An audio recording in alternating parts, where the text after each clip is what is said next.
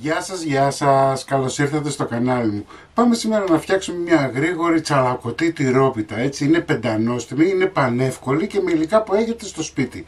Μην ξεχνάτε να κάνετε κοινοποίησεις στα βίντεο μου, να κάνετε γραφούλα στο κανάλι μου. Οτιδήποτε χρειάζεται μπορείτε να έρθετε στην ομάδα μας, μαγειρικές απολαύσεις στο Facebook.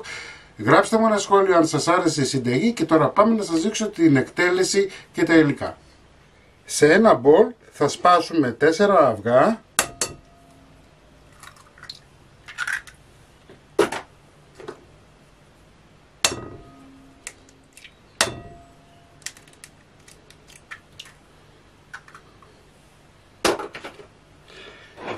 Θα βάλουμε 250 γραμμάρια γάλα.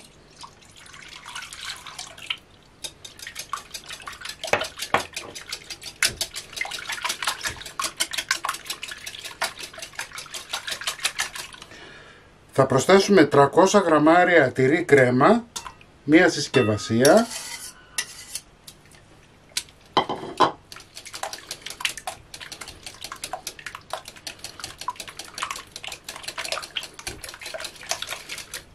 Ωραία.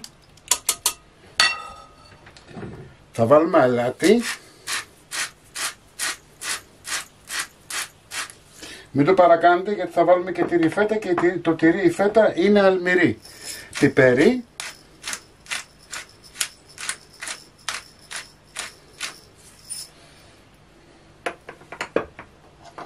Θα τρίψουμε λίγο μοσχοκάριδο.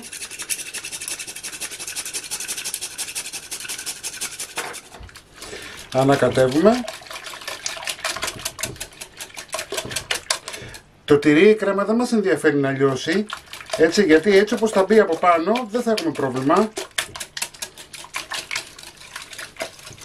Παίρνουμε ένα πακέτο φύλλο κρούστας.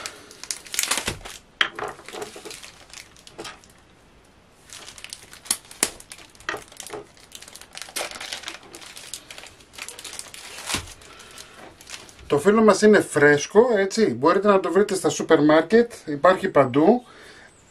Αυτό που θα κάνουμε τώρα είναι μεγάλο ταψί 25x35, ψεκάζουμε με λίγο ελαιόλαδο, βάζουμε ένα φύλλο,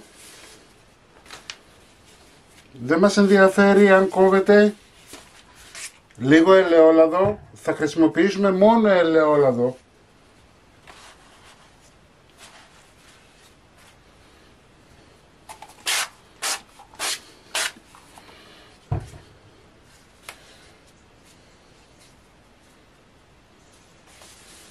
Θα βάλουμε άλλο ένα.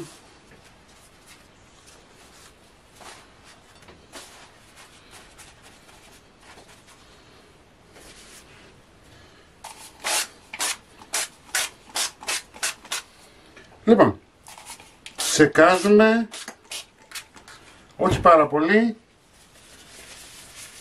λαδώνεται όμως, εντάξει.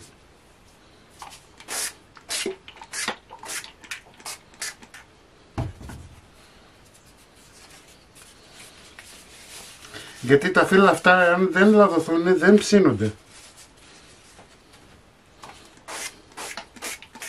Θα βάλουμε 6 κομμάτια .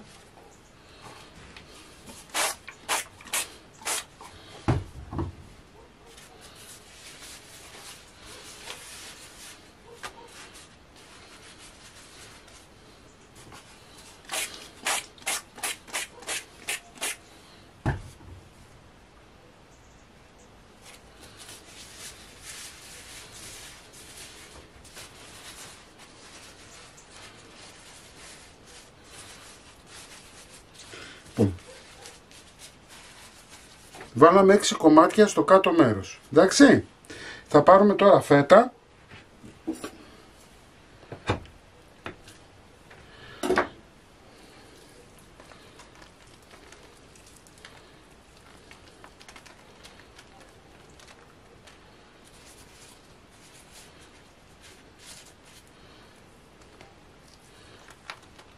«400 γραμμάρια είναι το σύνολο».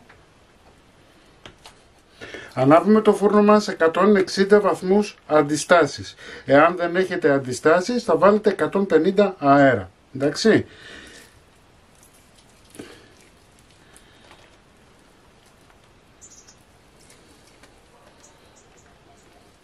Θα πάρουμε και θα βάλουμε το μισό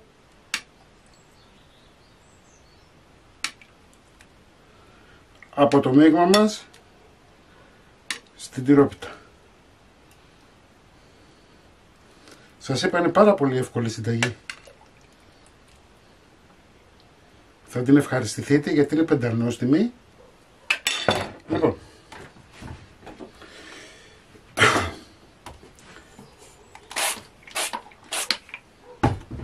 βάζουμε όλα τα υπόλοιπα φύλλα από την πάνω μεριά τσαλακωτά.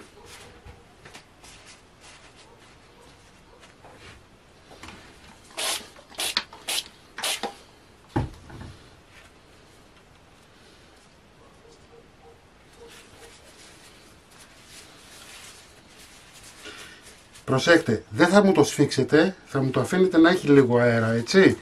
Και αυτό για να μπορέσει να ψηθεί το φύλλο μας.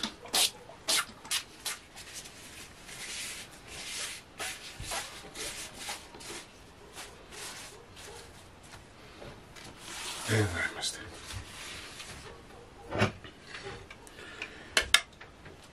Ρίχνουμε το υπόλοιπο υλικό από πάνω.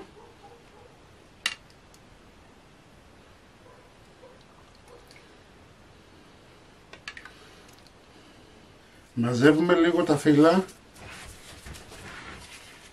Δεν το κλείνετε όμως, βλέπετε, απλά τα μαζεύω.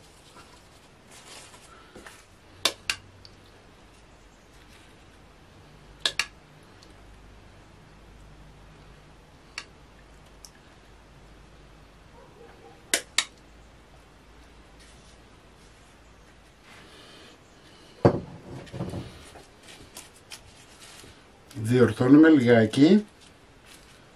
Θα ψεκάσουμε με νερό.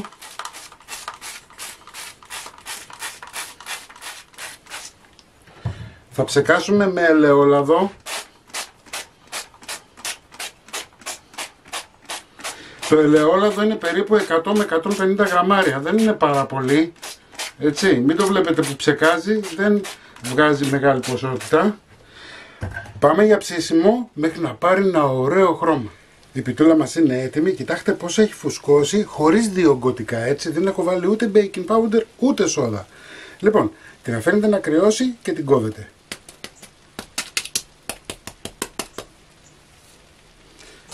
Μην ξεχνάτε να κάνετε κοινοποίηση στα βίντεο μου, να κάνετε γραφούλα στο κανάλι μου. Οτιδήποτε χρειάζεστε μπορείτε να έρθετε στην ομάδα μας Μαγειρικές Απολαύσεις στο Facebook και εμείς θα τα ξαναπούμε πάλι με ένα επόμενο βίντεο.